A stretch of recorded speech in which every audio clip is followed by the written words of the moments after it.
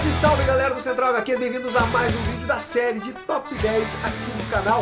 O tema foi sugerido pelos inscritos, Top 10 selo Vértigo, selo adulto da DC Comics. Antes de eu entrar no mérito aí de quais materiais vão preencher esse hall de Top 10, é preciso contextualizar um pouco sobre o selo Vértigo. O selo foi criado no ano de 1993, 1º de abril de 1993. Então, alguns materiais que foram publicados antes, mas são considerados adultos pela DC Comics, foram realocados para o selo Vértigo, como Monstro do Pântano, Sandman, Homem-Animal, do Grant Morrison, V de Vingança. Então, essas publicações originariamente não são do selo Vértigo, que surgiu posteriormente, mas hoje, quando a DC acaba republicando esses materiais, vem com o selinho ali da linha adulta da DC Comics. Então, dito isso, vamos começar agora com o Top 10.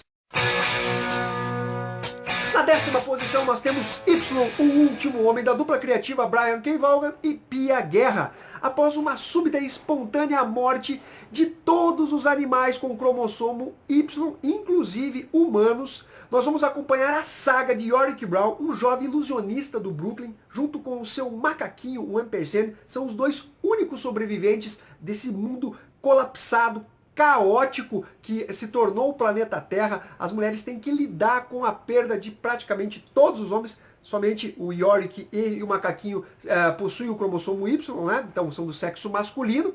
E o Brian K. Vaughan ele faz diversas críticas em tons mais ácidos, às vezes com boas doses de humor, uma ironia, inclusive em relação àquelas mulheres mais radicais que abençoam a Mãe Terra por simplesmente ter eliminado a maldição do cromossomo Y, né? A gente está bem atualizado com essa temática nos dias de hoje.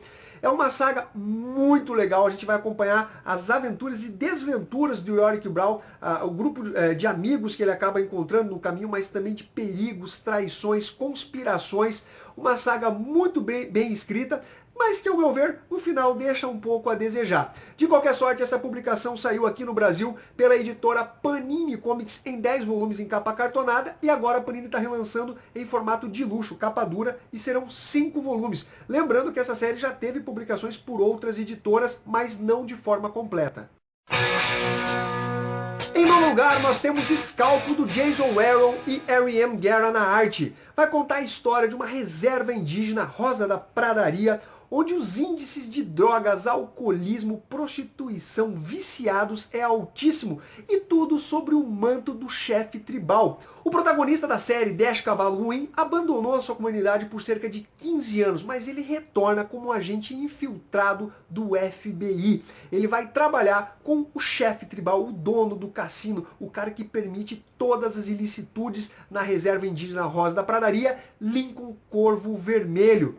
E o Dash vai descobrir muitas coisas do seu passado. É uma série muito violenta, sem falsos moralismos. Eu gosto bastante da crueza que o Jason Aaron coloca dentro dessa publicação, cheia de reviravoltas.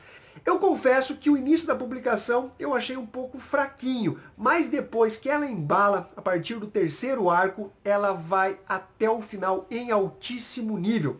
Essa publicação saiu no Brasil dentro da extinta mensal Vértigo da editora Panini Comics, que prometeu, ali por 2017, 2018, a publicação desse material em encadernados. Expectativa grande aí para que saia no Brasil num formato decente. Na 8ª posição nós temos Transmetropolitan, de Warren Ellis, e desenhos do Derek Robertson. Vai contar a história do ex-exilado Spider Jerusalém, um jornalista insano, psicótico, que tem artigos que causam rebuliço não só na sociedade, mas também dentre os políticos. Ele vive num futuro sci-fi, cyberpunk, e o Warren Ellis ele trabalha com uma narrativa muito interessante.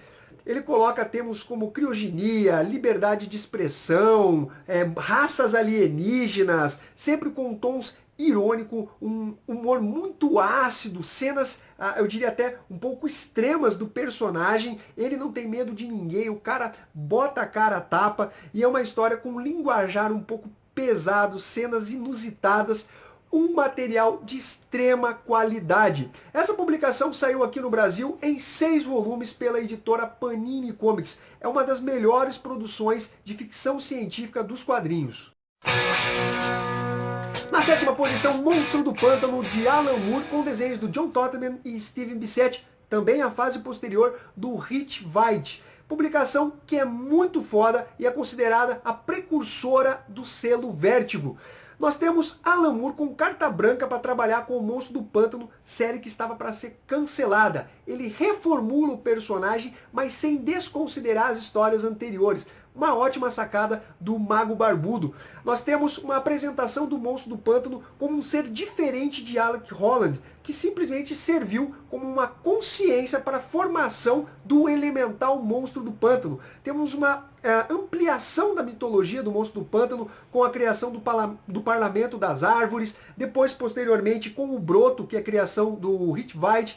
É uma história que flerta com o gênero gore, terror, mas também com a escatologia, viagens sci-fi, mais para o final da publicação da fase do Alan Moore. E eu diria que o Alan Moore começa de forma avassaladora, mas a história chega ao final, na minha opinião pelo menos, perdendo um bom ritmo. Rich Veitch acaba assumindo a publicação e mantém aquela pegada inicial do Alan Moore com histórias de terror, explorando o Parlamento das Árvores, a função de elemental do Monstro do Pântano, e ele acaba saindo da publicação quando ele resolve colocar o personagem Jesus, e ele é boicotado pela DC Comics. Neil Gaiman e Jamie Delano são chamados para substituir o Veitch, mas nenhum deles aceita em solidariedade ao escritor. Essa publicação já saiu por diversas editoras no Brasil, mas nenhuma delas até então tinha publicado toda essa fase, tanto do Alan Moore como do Rich Veitch.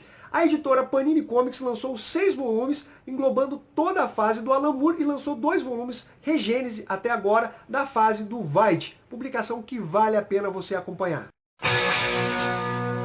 Em 6º lugar, nós temos Hellblazer Infernal, de Garth Ennis, com arte de William Simpson, Mark Pennington e Steve Dillon, a fase mais aclamada em todos os tempos de John Constantine. Nesse início de arco, criado por Garth Ennis, nós temos John Constantine tendo que lidar com as consequências das bebedeiras e do cigarro. Ele está com câncer no pulmão. E como bom mago, né, ele vai ter que lidar com magia negra para tentar achar a cura desse câncer. Ele tem muito pouco tempo de vida. Só que as coisas não são tão simples, devido ao fato de ter mexido aí com demônios, seres obscuros. O próprio primeiro dos caídos vai querer colher a alma de John Constantine, mas ele sempre tem uma cartada na manga.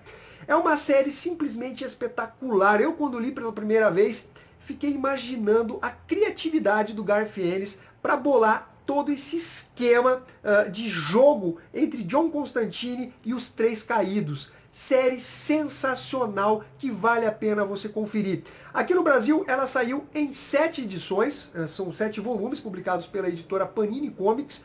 Essa fase inicial saiu no volume 1, então é uma série que ela se mantém no nível acima da média, mas a fase mais foda é esse início de arco no volume 1, que também saiu pela editora Devir. É uma série que aborda os mais diversos temas, inclusive o Constantine encontrando o Rei dos Vampiros. Série muito bacana de se ter na sua estante e sempre dá aquela relida. Na 5ª posição nós temos Homem-Animal do Grant Morrison e Chas Strug. Eles que modernizaram o personagem, trouxeram elementos mais atuais como ética científica, ecoterrorismo, o direito dos animais. O Bud Baker lidando com o lado família dele, uma coisa mais pessoal, a criação dos filhos, o desemprego. E também tem a história clássica do Evangelho do Coiote, permeada de simbolismos, referências, uma história simplesmente genial do Grant Morrison. E no último volume, ainda quando você acha que tudo já foi feito de excepcional nessa série, o Grant Morrison dá uma aula de metalinguagem, colocando diversas situações em termos mercadológicos, também de editores, editoras, leitores, tudo no mesmo balaio, levando tapa na cara de Grant Morrison. Série sensacional que saiu aqui no Brasil em formatinho pela editora Abril Jovem, mas também ganhou os encadernados recentemente pela editora Panini Comics. Foram lançados 3 volumes dessa fase e a fase completa do Grant Morrison. Material indispensável para você ter na sua estante. Na quarta posição nós temos a premiadíssima série Fábulas de Bill Willingham, Mark Buckingham na arte e James Dean na capa. Uma série que é focada em folclore e contos de fada. Você vai pensar que é uma série infantil, mas é longe disso, galera. Uma série com uma construção, uma marra que poucas vezes vi nas HQs. Temos personagens memoráveis como Branca de Neve, o Príncipe Encantado, o Garoto Azul, o Lobo Mau, Chapeuzinho Vermelho, a Bruxa do Leste. Uma série enriquecedora. Então nós temos as terras natais, onde originariamente vivem esses personagens de contos de fada, de folclore. Acontece que surge um inimigo super poderoso e desconhecido, o adversário que acaba dominando diversos reinos, fazendo com que as fábulas migrem para a nossa realidade, mais especificamente para a cidade de Nova York, e acabem se refugiando ali, criando a Cidade das Fábulas. Uma série genial, magistralmente desenhada, com conspirações, tramas policiais, aventura, humor, traições, romance, tudo que você imaginar tem nessa publicação, que eu não canso de falar bem. Ela saiu agora completa pela editora Panini Comics em 22 volumes, teve um início ali pela editora Pixel, mas quem realmente concluiu essa série no Brasil foi a editora Panini, série Fábulas, espetacular, que gerou alguns derivados, como o João das Fábulas e As Mais Belas Fábulas. Compre tudo dessa série, que vale muito a pena. Enfim, chegamos ao top 3, e na terceira posição não poderia deixar de ser Preacher de Garth Ennis, com arte de Steve Dillon e capas de Glenn Fabry. Publicação que vai contar a história do ex-pastor Jess Custer, que tem seu corpo habitado por uma entidade celestial que lhe dá o dom da palavra. Tudo que ele fala acaba acontecendo. Os anjos descobrem a fuga dessa entidade celestial e querem ver a morte dela e de Jess Custer. Afinal, a entidade está dentro dele. Escalam o santo dos assassinos para dar um fim nessa entidade. Nessas aventuras do Jess Custer, ele acaba reencontrando a sua namorada doidona Tulipa e também encontra um vampiro insano, Cassidy. Eles vão ter que lidar com as mais diversas situações, inclusive com um grupo secreto, o Santo Grau. Uma história permeada de crítica, ironia, humor negro, uma série violentíssima, e quem é muito religioso eu não indico não. Uma série que tinha uma maldição aqui no Brasil de não ser concluída, mas a Panini lançou os 9 volumes dessa série, tudo completinho. Na verdade são 66 edições, né? Mais 6 especiais, 666, mas você entendeu, né? Série que é indispensável você ter na sua prateleira. Na segunda posição nós temos o clássico V de Vingança de Alan Moore e David Lloyd, que inclusive ganhou o filme, uma história situada num passado futurista onde um partido de índole totalitária acaba assumindo o poder após uma grande guerra.